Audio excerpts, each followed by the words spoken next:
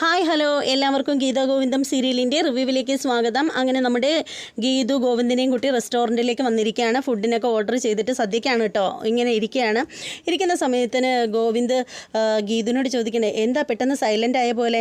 ഞാൻ ശ്രദ്ധിക്കുകയാണ്, വന്നപ്പോൾ തൊട്ട് ഞാൻ ശ്രദ്ധിക്കുകയാണ്, ഇയാൾക്കെന്താ സംസാരമൊന്നും ഇല്ലല്ലോ, സാധാരണ ഇങ്ങനെയൊന്നും അല്ലല്ലോ, കലവിലാന്ന് പറഞ്ഞ് തുടങ്ങുമല്ലോ എന്നിങ്ങനെ പറയുകയാണ്. അപ്പോൾ ഗീതു പറയാണ്, ഞാനേ എൻ്റെ മനസ്സിൽ കുറേ കാര്യങ്ങൾ ഇങ്ങനെ ചിട്ടപ്പെടുത്തി അടുക്കി പറക്കി വെക്കുകയായിരുന്നു എന്നിങ്ങനെ പറയുകയാണ്. അപ്പോൾ ഗോവിന്ദ് ചോദിക്കുകയാണ്, ഇതിനു വേണ്ടി എന്താ ഇത്ര അടുക്കി പറക്കി വെക്കാനായിട്ടുള്ളത് എന്നിങ്ങനെ പറയുകയാണ്. അപ്പോൾ ഗീതു പറയുകയാണ്, അതെ, അടുക്കി പറക്കി വെക്കാനൊക്കെ ചിലതൊക്കെ ഉണ്ടെന്നേ, സദ്യ വരട്ടെ അതിനുശേഷം പറയാം എന്നിങ്ങനെ പറയുകയാണ്. അങ്ങനെ പറഞ്ഞുകൊണ്ടിരിക്കുമ്പോഴത്തേക്ക് ഗോവിന്ദ് ഇങ്ങനെ ഗീതുവിനെ നോക്കുകയാണ്. എന്നിട്ട് പറഞ്ഞേ, എന്താ ഇത്ര കാര്യമായിട്ട് ആലോചിച്ചുകൊണ്ടിരിക്കുന്നത്? ഞാൻ പറയട്ടെ എന്താ നിൻ്റെ മനസ്സിലെന്ന്. അപ്പോൾ അത് കേൾക്കുമ്പോൾ ഗീതു മനസ്സിൽ പറയുകയാണ്, എൻ്റെ മനസ്സ് വായിക്കാനുള്ള കഴിവ് ഇങ്ങനെയൊക്കെ ഉണ്ടായിരുന്നെങ്കിൽ ഞാൻ ഇത്ര കിടന്ന് കഷ്ടപ്പെടേണ്ട കാര്യം ഉണ്ടായിരുന്നോ എന്നിങ്ങനെ മനസ്സിൽ പറയുകയാണ്. അപ്പോൾ ഗീതു ചോദിക്കുകയാണ്, അല്ല കണ്ണേട്ടന് മറ്റുള്ളവരുടെ മനസ്സിലിരിപ്പൊക്കെ വായിച്ചെടുക്കാൻ പറ്റുമോ എന്നിങ്ങനെ ചോദിക്കുകയാണ്. അപ്പോൾ ഗോവിന്ദ് പറയാണ്, പിന്നല്ലാതെ എനിക്കറിയാം, ഞാൻ പറയട്ടെ നിൻ്റെ മനസ്സിലിപ്പോൾ എന്താന്ന്. അപ്പോൾ ഗീതു ഭയങ്കര പ്രതീക്ഷയിലൊക്കെ ഭയങ്കര പ്രതീക്ഷയിലൊക്കെ ഇരിക്കുകയാണ്. ഇപ്പോൾ പറയും ഗീതുവിൻ്റെ മനസ്സിലുള്ള സംഭവങ്ങൾ, ഗോവിന്ദനോടുള്ള പ്രണയം എന്നൊക്കെ ഗീതു ഇങ്ങനെ മനസ്സിൽ വിചാരിച്ചിരിക്കുകയാണ്. ഗോവിന്ദ് തന്നെ മനസ്സിലുള്ള സംഭവങ്ങൾ എടുത്ത് വെളിയിലിടുമെന്നൊക്കെ പറഞ്ഞിട്ട് ഇങ്ങനെ പുള്ളിക്കാരത്തി ഭയങ്കര പ്രതീക്ഷയോടുകൂടി ഇരിക്കുകയാണ്. അപ്പോൾ ആ സമയത്ത് ഗീതുവിൻ്റെ മുഖത്ത് നോക്കിയിട്ട് ഗോവിന്ദ് പറയണം, നീ ഇപ്പം ചിന്തിക്കുന്നതേ കിഷോറിന് എങ്ങനെയാണ് പണി കൊടുക്കുക എന്നല്ലേ. ഇത് കേട്ടതും എന്താ പറയുന്നത്, ഗ്യാസ് പോയ ബലൂൺ പോലെ ആയി ഗീതു പറയണം, അയ്യോ എൻ്റെ പൊന്നെ കണ്ടുപിടിച്ച് കളഞ്ഞല്ലോ എന്ന് പറയുകയാണ് ഗീതു. അപ്പോൾ ഗോവിന്ദ് പറയണം, എനിക്ക് അങ്ങനെ പ്രത്യേക കഴിവുകളൊക്കെ ഉണ്ട് എന്നിങ്ങനെ പറഞ്ഞുകൊണ്ടിരിക്കുന്നിട്ട് നോക്കുമ്പോൾ നമ്മുടെ രഞ്ജുവിനെ കാണുകയാണ്. അപ്പോൾ രഞ്ജു ഗോവിന്ദിനെ കാണുമ്പോൾ തന്നെ ഹായ് പറയുകയാണ്. അങ്ങനെ അവർ രണ്ടാളും ഹായ് പറയുകയാണ്. അങ്ങനെ നമ്മുടെ രഞ്ജു ഗോവിന്ദിൻ്റെയും ഗീതുവിൻ്റെ ഇടയ്ക്ക് കയറി വരികയാണ്. അപ്പോൾ ഗോവിന്ദ് രഞ്ജുവിനോട് ചോദിക്കുകയാണ്, എന്താ വരാൻ ബുദ്ധിമുട്ടിയോ എന്നൊക്കെ ചോദിക്കുകയാണ്. അപ്പോൾ രഞ്ജു പറയണേ, അത്രയ്ക്ക് വലിയ ബുദ്ധിമുട്ടൊന്നും ഉണ്ടായിട്ടില്ല, ഗോവിന്ദേട്ടൻ ഈ റെസ്റ്റോറൻറ്റിൻ്റെ ലൊക്കേഷൻ അയച്ചു തന്നതുകൊണ്ട് എനിക്ക് വരാൻ വലിയ ബുദ്ധിമുട്ടൊന്നും ഉണ്ടായില്ല. പിന്നെ ഈ റെസ്റ്റോറൻറ്റ് എനിക്ക് നേരത്തെ അറിയാം, ഞാനൊരു വട്ടം മുമ്പ് വന്നിട്ടുണ്ട് എന്നിങ്ങനെ പറയുകയാണ്. അപ്പോൾ ഈ കുട്ടിയെ കാണുമ്പോഴത്തേക്ക് നമ്മുടെ ഗീതുവിൻ്റെ മുഖമൊക്കെ അങ്ങ് വലിഞ്ഞു മുറിവാണ്. ഗീതുവിന് ഒട്ടും ഇഷ്ടപ്പെടാതെ വരികയാണ്. അങ്ങനെ നമ്മുടെ ഗോവിന്ദ് പറയുകയാണ്, നമുക്ക് ഫുഡ് കഴിക്കാം എന്ന് പറയുമ്പോഴത്തേക്ക് രഞ്ജു പറയണേ, എനിക്കിതിൻ്റെ ഒന്നും ആവശ്യമില്ല, നമുക്ക് കഴിക്കാനുള്ള ഫുഡ് ഞാൻ അപ്പുറത്ത് ഓർഡർ ചെയ്ത് വെച്ചിട്ടുണ്ട് എന്ന് പറയുകയാണ്. അപ്പോൾ ഗീതു അപ്പം തന്നെ ഗീതുവിന് ദേഷ്യം വരികയാണ്. അപ്പോൾ ഗീതു ഇങ്ങനെ പരമാവധി ഇങ്ങനെ നോക്കിക്കൊണ്ടിരിക്കുകയാണ്, ഇവരെന്തായി കാണിക്കുന്നത് ഇവിടെ. ഗീതു വരുത്തിയ ഫുഡ് അവിടെ എന്താ പറയുന്നത്, ഇലയൊക്കെ ഇട്ട് പപ്പടമൊക്കെ വച്ച് കഴിഞ്ഞു. അപ്പോൾ തന്നെ ഗോവിന്ദ് ഇങ്ങനെ ഇരിക്കുന്ന സമയത്ത് തന്നെ നമ്മുടെ രഞ്ജുവിൻ്റെ ബാഗിൽ നിന്ന് ഒരു ഫ്ലവർ എടുക്കുകയാണ്, ഒരു റോസാപ്പൂ എടുത്തിട്ട് ഗോവിന്ദിൻ്റെ കയ്യിൽ കൊടുക്കുകയാണ്. അപ്പോൾ ഗോവിന്ദ് ഇതിങ്ങ് വാങ്ങിക്കുകയാണ്, എന്താണെന്നൊന്നും പുള്ളിക്കാരന് മനസ്സിലാവുന്നില്ല.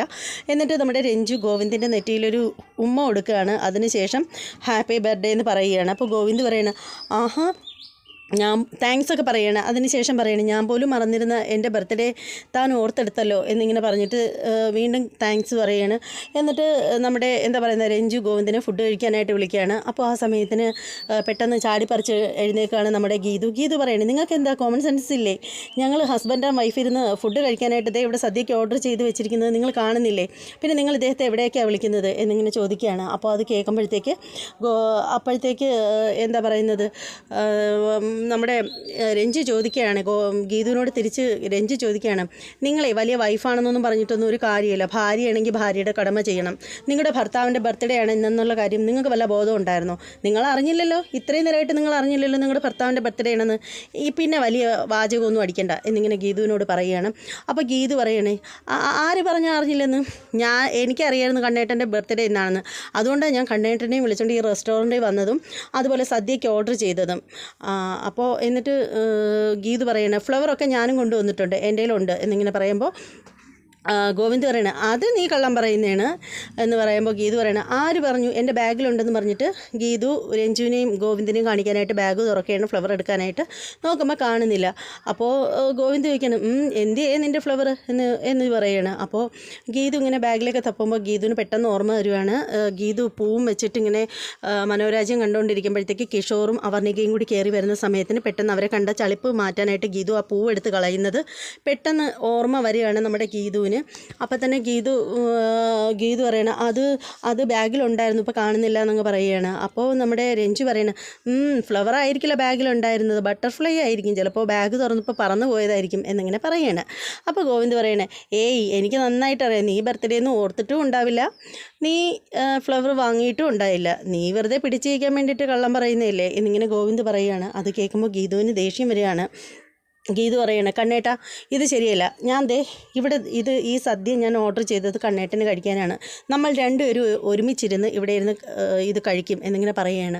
അപ്പോൾ രഞ്ജു നേരെ ഗോവിന്ദിൻ്റെ കൈക്ക് പിടിക്കുകയാണ്. എന്നിട്ട് പറയുകയാണ്, ഞാൻ അവിടെ ഗോവിന്ദേട്ടന് വേണ്ടിയിട്ടുള്ള ഫുഡൊക്കെ ഓർഡർ ചെയ്തിട്ടുണ്ട്, അത് കഴിക്കാൻ ഗോവിന്ദേട്ടൻ ഉണ്ടാവണം, ഗോവിന്ദേട്ടാന്ന് പറഞ്ഞ് പിടിച്ച് വലിക്കുകയാണ് ഗോവിന്ദിനെ. അപ്പോൾ ഗോവിന്ദ് ഗീതുവിനോട് പറയുകയാണ്, എന്തായാലും രഞ്ജു ഇത്ര കഷ്ടപ്പെട്ട് ഇവിടെ വന്നിട്ട് എനിക്ക് വേണ്ടിയിട്ട് ഫുഡൊക്കെ ഓർഡർ ചെയ്തതല്ലേ, എൻ്റെ ബർത്ത്ഡേ ഓർത്ത് വെച്ചിരുന്നതല്ലേ, എന്തായാലും ഞാൻ രഞ്ജുവിനോട് പോയി കുറച്ച് കഴിച്ചിട്ട് ഞാൻ ഒരു വായേ കഴിക്കുകയുള്ളൂ, എന്നിട്ട് ബാക്കി ഇവിടെ വന്നതിന് ശേഷം ഗീതു എനിക്ക് വേണ്ടി ഓർഡർ ചെയ്തത് വയറ് പൊട്ടുന്നത് വരെ ഞാൻ കഴിക്കാം, എന്താ പോരെ എന്ന് ചോദിച്ചിട്ട് ഗോവിന്ദ് പിന്നെ ഈ രഞ്ജുവിൻ്റെ കൂടെ പോയിരുന്ന് ബാക്ക് ഭാഗത്ത് പോയിരുന്ന് കഴിക്കാനായിട്ട് ചെന്ന് ഇരിക്കുകയാണ്. നോക്കുമ്പോൾ ചിക്കൻ ബിരിയാണി, ചിക്കൻ്റെ ഫ്രൈ, ഒരുപാട് നോൺ വെജുകളൊക്കെ നിരത്തി വെച്ചിരിക്കുകയാണ് ടേബിളിൽ.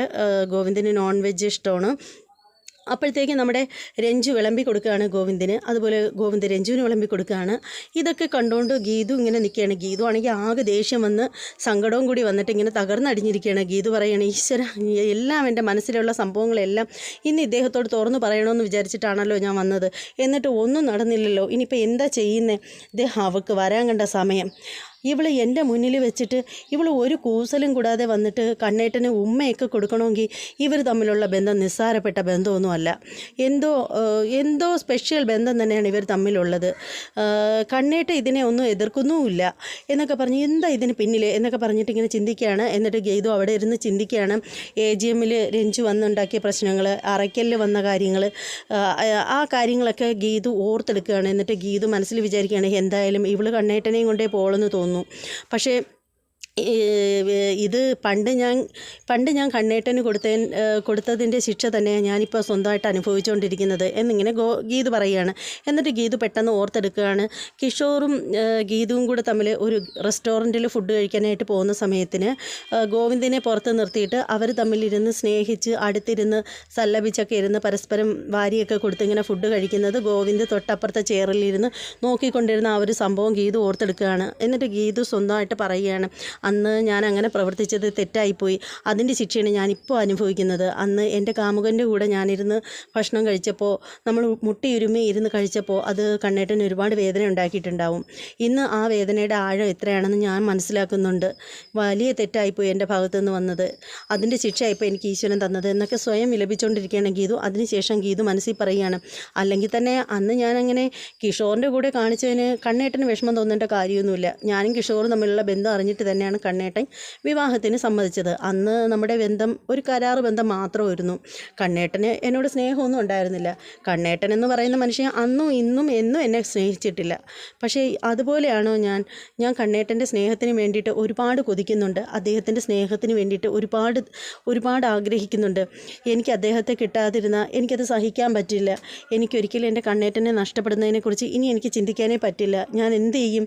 ഇങ്ങനെ പോവുകയാണെങ്കിൽ ഇവൾ എന്നിൽ നിന്നും അദ്ദേഹത്തെ അടർത്തിക്കൊണ്ട് പോകും എന്നുള്ള കാര്യത്തിൽ തീർച്ചയാണ്. അദ്ദേഹമാണെങ്കിൽ ഒരു ബഫൂൺ പോലെ ഇങ്ങനെ നിന്ന് കൊടുക്കുകയാണ് എന്നൊക്കെ പറഞ്ഞിട്ട് ഗീതു ഇങ്ങനെ ചിന്തിച്ചുകൊണ്ടേ ഇരിക്കുകയാണ്. അതിനുശേഷം ഗീതു നോക്കുമ്പോഴത്തേക്ക് ഗീതുവിന് തിരിഞ്ഞു നിന്ന് ഗീതു ഇരിക്കുന്നതിൻ്റെ ബാക്ക് ഭാഗത്തായിട്ടാണ് ഇവർ രണ്ടുപേരും കൂടി ഇരിക്കുന്നത്. അപ്പോൾ ഗീതുവിനെ തിരിഞ്ഞ് നോക്കണമെന്നുണ്ട്, പക്ഷേ ഗീതുവിൻ്റെ മനസാക്ഷി അതിനെ അനുവദിക്കുന്നില്ല. ഗീതു പറയണ, ഞാൻ തിരിഞ്ഞ് നോക്കിക്കൊണ്ടിരിക്കുകയാണെങ്കിൽ അവരെന്ത് വിചാരിക്കും? തിരിഞ്ഞ് നോക്കണ്ട, ഒരു കാര്യം ചെയ്യാം, മൊബൈൽ എടുത്ത് വെച്ച് നോക്കാമെന്ന് പറഞ്ഞിട്ട് ഗീതു നേരെ ഇരുന്നിട്ട് അവരുടെ മൊബൈലിൽ കൂടെ അവരെ ഫേസ് കാണാനായിട്ട് ശ്രമിക്കുകയാണ്. പക്ഷെ പറ്റുന്നില്ല. അപ്പോൾ ഗീതു എന്നിട്ട് ബാഗൊക്കെ എടുത്ത് താറയിൽ അറിയാതെ ഇടുകയാണ്. എന്നിട്ട് ബാഗ് എടുക്കാനായിട്ട് കുനിഞ്ഞിട്ട് അവർ തമ്മിൽ നോക്കുന്ന സമയത്ത് കാണുന്നത് രഞ്ജുവിൻ്റെ മുഖത്ത് കറി എന്തോ പറ്റി. അപ്പോൾ ഗോവിന്ദ് ഇങ്ങനെ തൂവാല വെച്ചിങ്ങനെ തുടച്ചു കൊടുക്കുന്നത് കാണുകയാണ്. ഇത് കാണുമ്പോഴത്തേക്ക് ഗീതുവിന് ദേഷ്യം വരികയാണ്. അപ്പോൾ ഗീതു പറയുകയാണ്, ഇവളിങ്ങോട്ട് ഇടിച്ചു കയറി വന്ന സമയത്തിന് ഭാര്യ എന്നുള്ള അവകാശം വെച്ചിട്ട് അവളുടെ കവിൾ അടിച്ച് പൊട്ടിച്ചിട്ട് അവളെ പറഞ്ഞു വിടാനുള്ളതായിരുന്നു. എന്നിട്ട് പിന്നീട് ഗീതു തന്നെ പറയണേ, ഓ അങ്ങനെ വിട്ടാലും ഒന്നും നടക്കില്ലല്ലോ, അങ്ങേരെ അപ്പോഴും ചെന്ന് അവളുടെ കവിൾ തടവി കൊടുക്കില്ലേ, എന്ത് ചെയ്യുന്ന ഈശ്വര, ഇത് ഞാൻ എന്ത് ചെയ്യും, ഇതൊക്കെ ഞാൻ കണ്ടുകൊണ്ട് ഇങ്ങനെ ഇരിക്കേണ്ടി വരുന്നല്ലോ എന്നൊക്കെ ഓർത്ത് ഗീതു ഇങ്ങനെ ആകെ ടെൻഷൻ അടിച്ച് നിൽക്കുമ്പോൾ നമ്മുടെ സപ്ലയർ കൊണ്ടുവന്നിട്ട് മാഡം പരിപ്പ് ഒഴിക്കട്ടെ എന്ന് ചോദിക്കുകയാണ് സദ്യയിൽ. അപ്പോൾ ഗീതുവിന് ദേഷ്യം വരികയാണ്. ഗീതു പറയണേ വേണ്ട എന്നിങ്ങനെ പറയുകയാണ്. അങ്ങനെ പരിപ്പും കൊണ്ട് പോവുകയാണ് പുള്ളിക്കാരൻ. അതിനുശേഷം ഗീതു നോക്കുമ്പോഴത്തേക്ക് കാണുന്നത് രണ്ടുപേരും ഭക്ഷണമൊക്കെ കഴിച്ചു കഴിഞ്ഞു. രഞ്ജുവും ഗോവിന്ദും ഭക്ഷണം കഴിച്ചു കഴിഞ്ഞു. അതിനുശേഷം ഗോവിന്ദ് ഇങ്ങനെ അവർ കൈയൊക്കെ കഴിയുന്നതിന് ശേഷം ഗോവിന്ദ് ഇങ്ങനെ നമ്മുടെ രഞ്ജുവിനെ നെഞ്ചോട് ചേർത്ത് പിടിച്ച് ഇങ്ങനെ കൊണ്ടുപോവുകയാണ്. അതുപോലെ തന്നെ രഞ്ജുവും ഗോവിന്ദിനെ ഇങ്ങനെ ചേർത്ത് പിടിച്ചിരിക്കുകയാണ്. ഇത് കാണുമ്പോൾ തന്നെ ഗീതുവിൻ്റെ കിളി പാറുകയാണ്. അപ്പോൾ ഗീതു ഇങ്ങനെ വിഷമിച്ച് നിൽക്കുകയാണ് ഇവരെ കണ്ടിട്ട്, ഇത് എന്ത് ചെയ്യണം എന്നറിയാതെ. അപ്പോഴത്തേക്ക് നമ്മുടെ സപ്ലയർ വന്നിട്ട് ചോദിക്കുകയാണ്, മാഡം പരിപ്പ് ഒഴിക്കട്ടെ എന്ന് ചോദിക്കുമ്പോൾ പറയാണ്, ഓ എടോ ആ പരിപ്പെല്ലാം കൂടെ അതിനകത്ത് ഒഴിച്ചിട്ട് എല്ലാം കൂടെ താൻ തന്നെ വെട്ടി വിഴുങ്ങി തിന്നോ എന്നിങ്ങനെ പറയുകയാണ്. അതിനുശേഷം ഗീതു ഇറങ്ങി പുറത്തേക്ക് പോവുകയാണ്. പുറത്തേക്ക് ഗീതു ചെല്ലുമ്പോഴത്തേക്ക് കാണുന്നത് നമ്മുടെ ഗോവിന്ദ് ഈ പറയുന്ന പോലെ രഞ്ജുവിനെ ചേർത്ത് പിടിച്ചുകൊണ്ട് പോവുകയാണ്. എന്നിട്ട് ഗോവിന്ദിൻ്റെ കാറിൻ്റെ അടുത്തേക്ക് ചെല്ലുകയാണ്. എന്നിട്ട് കാറ് തുറന്ന് രഞ്ജുവിനെ കാറിനുള്ളിലേക്ക് ആക്കുകയാണ്. അപ്പോൾ ഇത് കണ്ടിട്ട് ഗീതു ഇങ്ങനെ നോക്കിക്കൊണ്ടിരിക്കുകയാണ്. എന്നിട്ട് ഗീതു അങ്ങോട്ടേക്ക് നടന്ന് ചെല്ലുകയാണ്. അപ്പോഴും തന്നെ ഗോവിന്ദ് ഡ്രൈവർ സീറ്റിൽ കയറിയിരിക്കുകയാണ്. എന്നിട്ട് വണ്ടി സ്റ്റാർട്ട് ചെയ്യാൻ തുടങ്ങുമ്പോൾ ഗീതു കണ്ണേട്ടാ എന്ന് വിളിച്ചുകൊണ്ട് ഓടി ചെല്ലുന്നുണ്ട്. പക്ഷേ ഗോവിന്ദ് വണ്ടി വിട്ടങ്ങ് പോവുകയാണ്. അപ്പോൾ തന്നെ ഗീതുവിന് ശരിക്കും കിളി പോയ അവസ്ഥയിലാവുകയാണ്. ഗീതു അവിടെ തന്നെ നിൽക്കുകയാണ്. എന്നിട്ട് ഗീതു വിചാരിക്കണം, നോക്ക് ദുഷ്ടൻ, എന്നോടൊരു വാക്ക് പോലും പറഞ്ഞില്ലല്ലോ, ഞാനിവിടെ ഉണ്ടെന്നുള്ള ഒരു ബോധം പോലും ഇല്ലല്ലോ, എന്നെ മറന്നിട്ടല്ലേ അവളെയും കൂട്ടി പോയത്, അല്ലെങ്കിൽ എന്നോട് ഒരു വാക്ക് പോലും മിണ്ടിയില്ലല്ലോ, എന്നെ ഇവിടെ ഉപേക്ഷിച്ചിട്ടല്ലേ പോയത് എന്നൊക്കെ പറഞ്ഞ് ഇങ്ങനെ ഗീതു ഭയങ്കരമായിട്ട് വിഷമിച്ച് സങ്കടപ്പെട്ട് ഇങ്ങനെ ഗീതു നിൽക്കുകയാണ്. അപ്പോൾ ആ സമയത്തിന് തന്നെ ഗീതു പറയുകയാണ്, എന്തായാലും രണ്ടുപേരെയും സുഖിച്ച് ജീവിക്കാൻ ഞാൻ അനുവദിക്കില്ല, അങ്ങനെ ഇപ്പോൾ അടിച്ച് പൊളിച്ച് സല്ലപിച്ച് രണ്ടും കൂടി പോകണ്ട, എന്തായാലും ഞാൻ കണ്ണേട്ടനെ ഫോണിൽ വിളിച്ച് ശല്യപ്പെടുത്തിക്കൊണ്ടേയിരിക്കും എന്ന് പറഞ്ഞിട്ട് ഗീതു ഫോൺ വിളിക്കുകയാണ് ഗോവിന്ദനെ. പക്ഷേ റിംഗ് ഉണ്ട്, ഗോവിന്ദ് എടുക്കുന്നില്ല. അപ്പോൾ ഗീതു പറയണം, കൊള്ളാലോ, റിംഗ് ഉണ്ട്, എടുക്കില്ലെന്ന് എനിക്ക് നന്നായിട്ട് അറിയാം, എന്നാലും ഞാനിങ്ങനെ ശല്യപ്പെടുത്തിക്കൊണ്ടേയിരിക്കും എന്ന് പറഞ്ഞിട്ട് വീണ്ടും ഗീതു കോൾ ചെയ്തുകൊണ്ടിരിക്കുകയാണ്. അപ്പോൾ തന്നെ നമ്മുടെ സപ്ലയർ വന്നിട്ട് ഫോൺ കൊണ്ട് കൊടുക്കുകയാണ്. മാഡം സാറ് ഫോൺ എടുക്കാതെയാണ് പോയത് എന്ന് പറഞ്ഞ് ഫോൺ കൊണ്ട് കൊടുത്തിട്ട് പുള്ളിക്കാരൻ പോവുകയാണ്. അപ്പോൾ ഗീതു മനസ്സിൽ വിചാരിക്കുകയാണ്, ഈശ്വര, അപ്പോൾ അവളെ കണ്ടപ്പോൾ ഇങ്ങനെ ഫോൺ പോലും മറന്നിട്ടാണല്ലോ ഇറങ്ങിപ്പോയിരിക്കുന്നത്, കൊള്ളാം, എന്തായാലും എന്നെ മറന്നല്ലോ, ഞാൻ ഇത്രയും കിടന്ന് കഷ്ടപ്പെട്ട് അങ്ങേരെ പിറകെ നടന്നത് വെറുതെ ആയോ? ഇല്ല, എന്ത് വന്നാലും എൻ്റെ കണ്ണേട്ടനെ ഞാൻ ആർക്കും വിട്ടുകൊടുക്കില്ല, എനിക്ക് പറ്റില്ല, എനിക്ക് ആ മനുഷ്യനെ ആർക്കും വിട്ടുകൊടുക്കാൻ പറ്റില്ല എന്നൊക്കെ ഗീതു ഇങ്ങനെ സ്വന്തമായിട്ട് പറഞ്ഞതിന് ശേഷം ഗീതു ഇറങ്ങി നടക്കുകയാണ്. അങ്ങനെ റോഡേ നമ്മുടെ ഗീതു ഇങ്ങനെ നടക്കുകയാണ്. കാൽനടയായിട്ട് പോകുമ്പോഴത്തേക്ക് നമ്മുടെ വിജയലക്ഷ്മിയുടെ കോൾ വരികയാണ്. വിജയലക്ഷ്മി, നിൻ്റെ കണ്ണനോട് നിൻ്റെ മനസ്സിലുള്ള പ്രണയം പറഞ്ഞോ എന്നൊക്കെ പറഞ്ഞിട്ട് ഇങ്ങനെ സ്നേഹമായിട്ട് ചോദിക്കുകയാണ്. അപ്പോൾ ഗീതുവിന് ദേഷ്യം വരികയാണ്. അപ്പോൾ ഗീതു പറയണം, എന്നെ കൊണ്ടൊന്നും പറയിക്കരുത്, എന്നെ ഇവിടെ പെരുവഴി നിർത്തിയിട്ട് സുഖയാത്ര പോയിരിക്കുക അങ്ങേരെ എന്നിങ്ങനെ പറയുകയാണ്. അപ്പോഴത്തേക്ക് എന്താ മോളെ ഗീതു, നീ എന്താ ഇങ്ങനെയൊക്കെ പറയുന്നത്?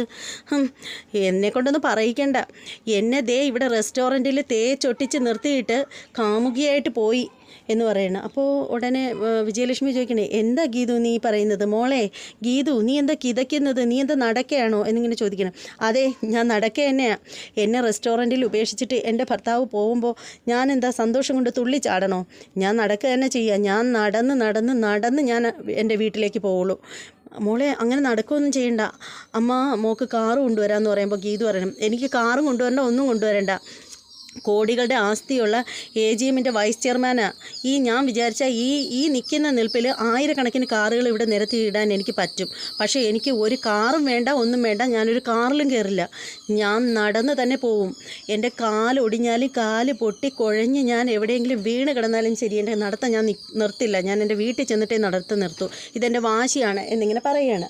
അപ്പോൾ അത് കേൾക്കുമ്പോഴത്തേക്കിനും ജയലക്ഷ്മി പറയണം, മോളെ നീ ആവശ്യമില്ലാത്ത എടുത്തുചാട്ടൊന്നും കാണിക്കല്ലേ, നീ ബാംഗ്ലൂർക്ക് വെച്ച് നീ നടന്ന് പോയതിൻ്റെ അവസ്ഥ നിനക്കറിയാലോ, നിനക്ക് ദേഷ്യം വന്നു കഴിഞ്ഞാൽ നീ മുന്നും പിന്നും ഒന്നും നോക്കാതെ റോഡാണെന്നോ വണ്ടി വരുന്നെന്നോ എന്നൊന്നും നോക്കാതെയാണ് നീ നടക്കുന്നത്, മോളെ നീ അത് അപകടത്തിലേക്കൊന്നും ചെന്ന് ചാടരുതേ എന്നിങ്ങനെ പറയുകയാണ്. അപ്പോൾ ഗീത് പറയുകയാണ്, എന്നെ തീർക്കാനായിട്ട് ആഗ്രഹിച്ച് നടക്കുന്ന ആളുകളുണ്ടല്ലോ ഇവിടെ, രാധികാമ്മയ്ക്കൊക്കെ ഈ അവസരം നന്നായിട്ട് മുതലാക്കാൻ പറ്റും. ഇപ്പോൾ ഞാൻ കാൽനടയായിട്ടാണ് നടക്കുന്നത്, അവർ വന്ന് കൊന്നിട്ട് പോട്ടെ, അല്ലെങ്കിൽ തന്നെ പാതി ചത്ത അവസ്ഥയിലാണ് ഞാൻ, ഇനി എനിക്ക് ചാവേണ്ട കാര്യം എന്താ? ശരീരം, എൻ്റെ മനസ്സ് ചത്തു, പിന്നെ ഈ ശരീരം ശരീരം മാത്രമേ ഉള്ളൂ, അത് വേണമെങ്കിൽ ആര് വേണമെങ്കിലും കൊന്നിട്ട് പൊയ്ക്കോട്ടെ, ഞാൻ നടന്നേ പോവുള്ളൂ, ഇനി ആര് വണ്ടി കൊണ്ടുവന്നാലും ഞാൻ കയറാനൊന്നും പോണില്ല എന്ന് പറഞ്ഞിട്ട് വാശിയോടുകൂടി ഗീതു നടക്കുകയാണ്. അപ്പോൾ വിജയലക്ഷ്മിക്ക് വിഷമമാവുകയാണ്. അങ്ങനെ അവർ നേരെ വിജയലക്ഷ്മിയുടെ കാറും എടുത്തിട്ട് ഗീതുവിനെ തിരക്കി അന്വേഷിച്ച് പോവുകയാണ്. അപ്പോൾ അതേ സമയത്ത് ഭദ്രനാണെങ്കിലുണ്ടല്ലോ നമ്മുടെ എന്താ പറയുന്നത്, നമ്മുടെ കിഷോറിനെയും കൂട്ടി അവിടെ വന്നിരിക്കുകയാണ്. വിലാസിനിയോട് പറയുകയാണ്,